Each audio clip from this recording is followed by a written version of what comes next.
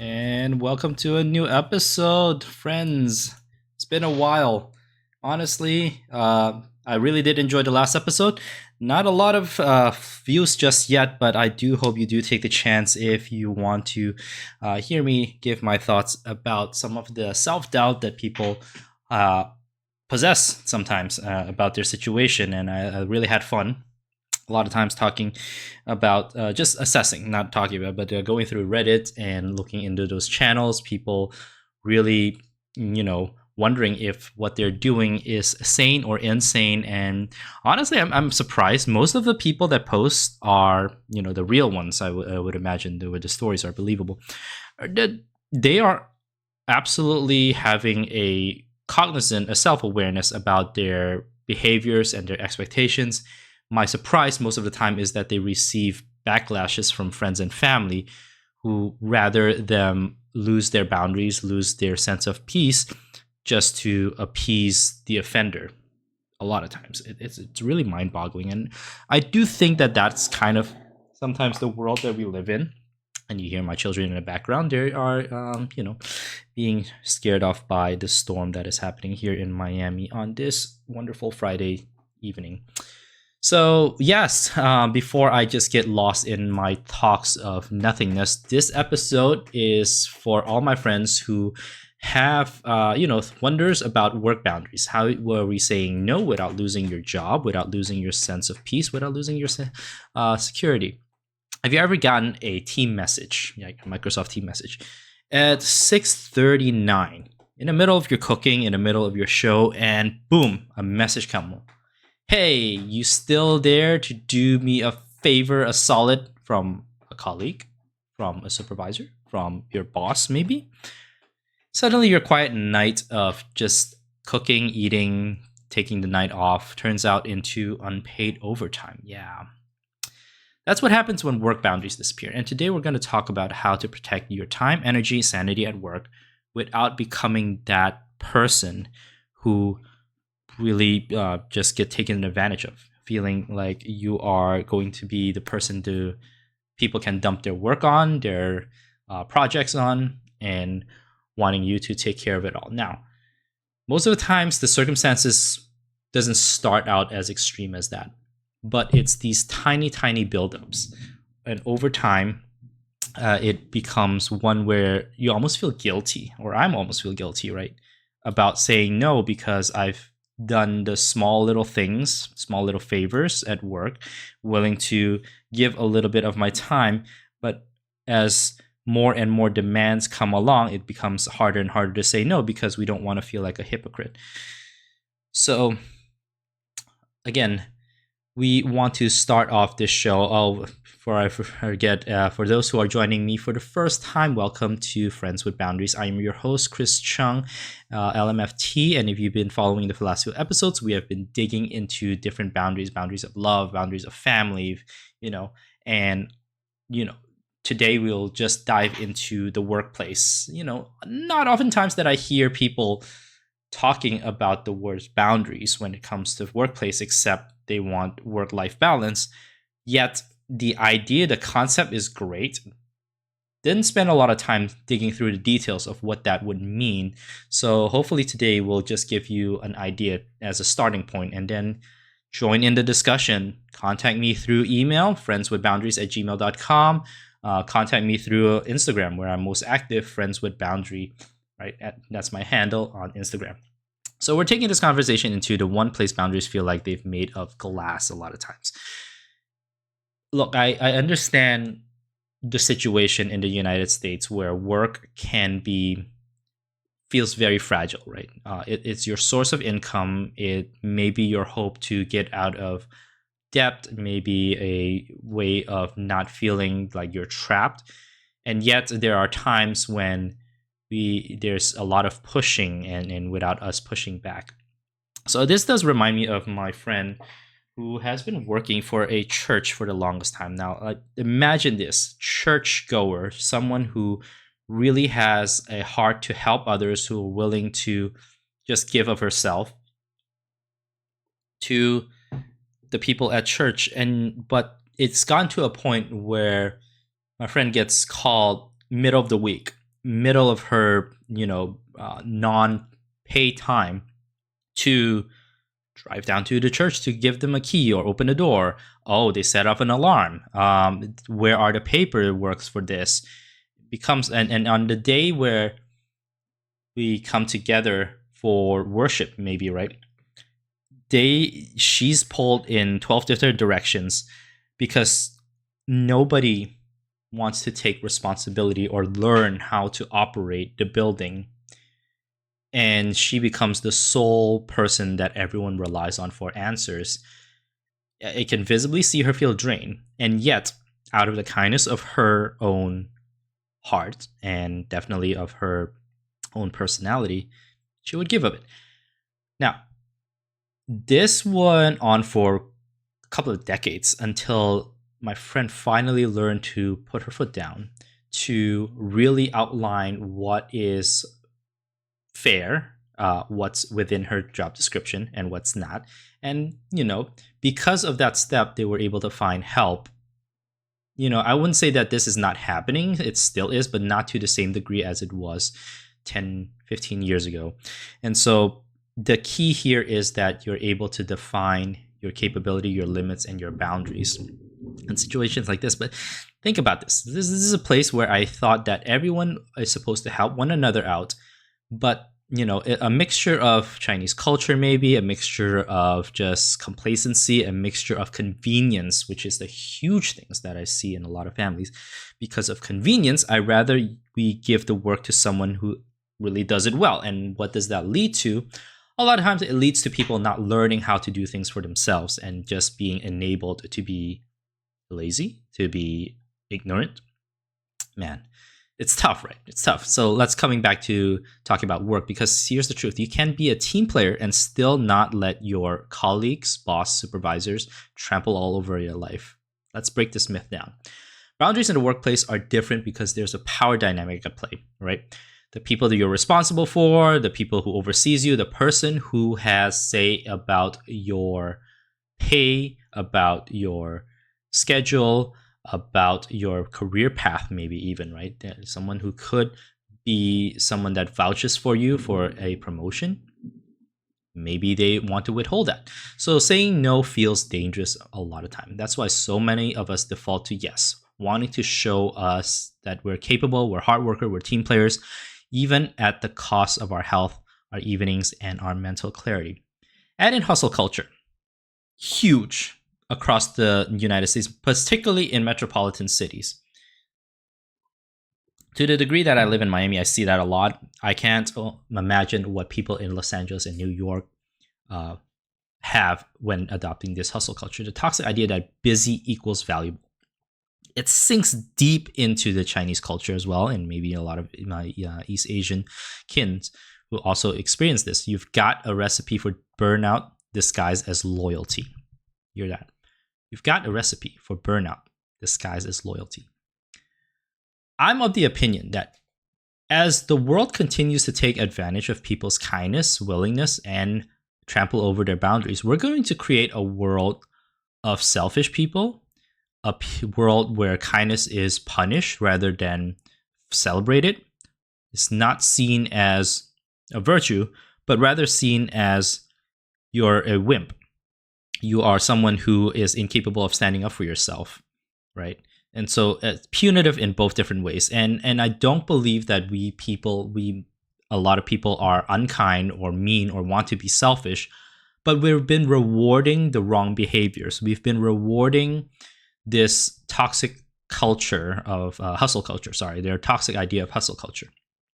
Say, for instance, these scenarios that may take place. Your manager emails you at 10 p.m. Do you respond? Do you risk looking uncommitted? This actually happened with interns, right? They're unpaid, but the place that hosts them for their internship literally emailed them at 10 and expect them to respond outside their usual time. They don't get paid for one thing, and they don't want that to count towards their hours.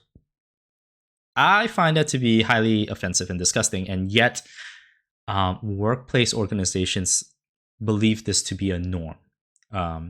They expect, the person outside of their time to have actually seen the email, acknowledge the email, and be ready to implement whatever they requested the following day. And I don't. This is where technology is coming to bite us in the butt a lot of times, right? Really, do you find that it is reasonable to expect workers, interns, whoever, to be at your beck and call at any moment? I wonder where that sense of entitlement and just this justified thought comes from. It's unjustified, in my opinion. Okay, scenario 2. Suddenly, their missed deadlines, your colleagues' missed deadlines are your problem. Do you pick it up or push back? We see this a lot in group works in school, right? And there are reasons why grades should be individual grades and not a group grade, but sometimes, myself included, sometimes, right, we want to make it easier on ourselves and give projects where we mention that if the group does not perform well, it's affecting everyone. Now, you have colleagues. Maybe are senior, right? They've been there before you. They can leverage and say anything that they want to get you to pick up their slack, because you may feel that, this is your time to impress your colleagues, impress your boss. You don't want to rat them out, right? You're really stuck in a position where saying no is very difficult.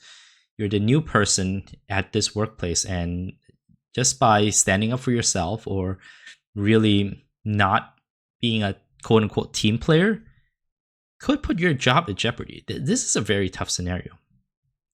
Let's go to the final scenario. The never-ending meetings. You expect it to be available all day, but when do you actually work? Well, these are boundary issues, not personality flaws. Oh, this one hits deep.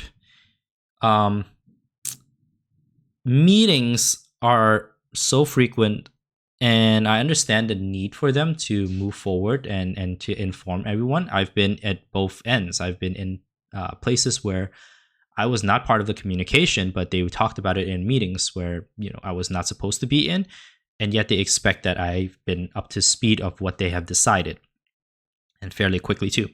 And then I've also been pulled into many meetings that doesn't move anywhere. It's not, nothing is accomplished. It's all talk and all potentials and all things that needs to be tabled for the next meeting. But where's the time for my work? These meetings take forever, endless discussion. This is a very, very messy situation. So these are, pretty common situations that can happen at a workplace. So here are some suggestions. I'm not saying that this will work, but formulate a way to really begin defining your boundaries. And the first place to start off with is be confident in who you are. Be confident in what you are as a worker, the value that you bring, the capability that you bring. And most importantly, the situations or the scenarios where you show up as your most optimal, where you're most effective or efficient, right? So going back to the first scenario, talking to your boss who wants a response on an email late at night. Hey, I want to give this project the focus it deserves. Can we set a time tomorrow during work time to review instead of rushing it tonight? I find this to be maybe a kind way. You're not saying no directly. You're offering an alternative, and you provide a sound rationale. I don't know about you, but asking me to work any minute past 8 o'clock is a recipe for disaster, because I can't give you a good idea. It's not the best time for me to think. Now, for some others, maybe nighttime is the best time for them to work. More power to you, but just make sure that your mornings then is protected, the time when you're least effective. And I've known people who are most effective in the morning and most effective in the evening, just very, very sleepy and tired in the afternoon. You got to know your own capabilities and be able to negotiate and offer the very best of yourself, right? You know yourself, you know when you're most effective. Hey, just offer them that this is a win-win solution for both of us. We'll get it done. We'll get it done when I am really at my optimal. And I'm not saying you hold to it. there are times where you have to give a little bit, but not all the time, right? It's not an if or situation. Work in within a spectrum. When if, okay, so this day I might sacrifice a little bit of my energy and focus, but I really, really will negotiate for the next week or the next month that I would really show up really well. And I promise that I can be my very best for you when we work within the boundaries of my time. Second one, with the colleagues. I'm at capacity right now. If this is urgent, we'll need to reprioritize together. You really need to bring them, your colleagues, as a team, re-emphasize that this is a work to be done together, and that, by forcing something that they find to be urgent, something else has to give. And one way or another, it's fair to ask them to pick up some of the other projects, pick up some other slacks than if you are to dedicate yourself to this one. And yeah, right, there are times when there's absolutely an urgent thing that needs the focus of the team together, but never do it alone. Never, well, I wouldn't say never, but really just avoid trying to make this into a you, me, but how can we win as a team? How can we move forward as a team together? And if they reject that, at the very least, you have offered this option. You have this in public knowledge, and they really can't say anything bad about you when you are already offering solutions to an issue. Make sure it's heard within others' earshot as well. With meetings, could you handle this over email instead of another 30-minute call? Okay, this one's a little bit more direct, but we have variations of that, or there's a variations of that I've used. What is email? What can be resolved through email, and what needs to be done in person? Now, if you're bringing this to attention to a supervisor or whoever's calling the meeting in their harried moment, in their urgent moment, they'll probably tell you everything needs to be done in person. But have if possible, to offer this, to kind of approach this on a time when meetings are not super urgent or when it's not necessary. During those downtimes is the best time to brainstorm, where both people are clear-minded and able to say, like, okay, maybe some of these things can be handled via text. Maybe some of these things can be handled via the team of 2 or 3 rather than involving everyone, but just make sure that everyone stay in the know-how. And so you'll distinct what is important when meetings are coming together. You'll feel a sense of importance. They'll feel a sense of teamwork and camaraderie and efficient use of time. Notice a pattern. Boundaries at work don't sound like rebellion. They can sound like professionalism. So here's the balance of respect versus people pleasing, right? This whole show is about that. The recovering people pleasing part of myself, and hopefully inviting you to this discussion as well. People often confuse being agreeable with being vulnerable. But the truth, your value isn't how many times you say yes, it's in the quality of what you deliver and how sustainable you are long term. Burnout doesn't make you promotable, it makes you replaceable. Respect at work comes from clarity, not compliance. And maybe we need to make a sticker out of this. I think this is a very, very great idea that's presented to me. I've heard this from the internet, of course. Search the internet. Burnout doesn't make you promotable, it makes you replaceable, right? The less effective you are, and the more they see that you're stressed and not capable of handling the stress, that's not hard work. That's not diligence. That's might be showcasing that you aren't as cognizant about your own capabilities, and that it's too much for you to handle.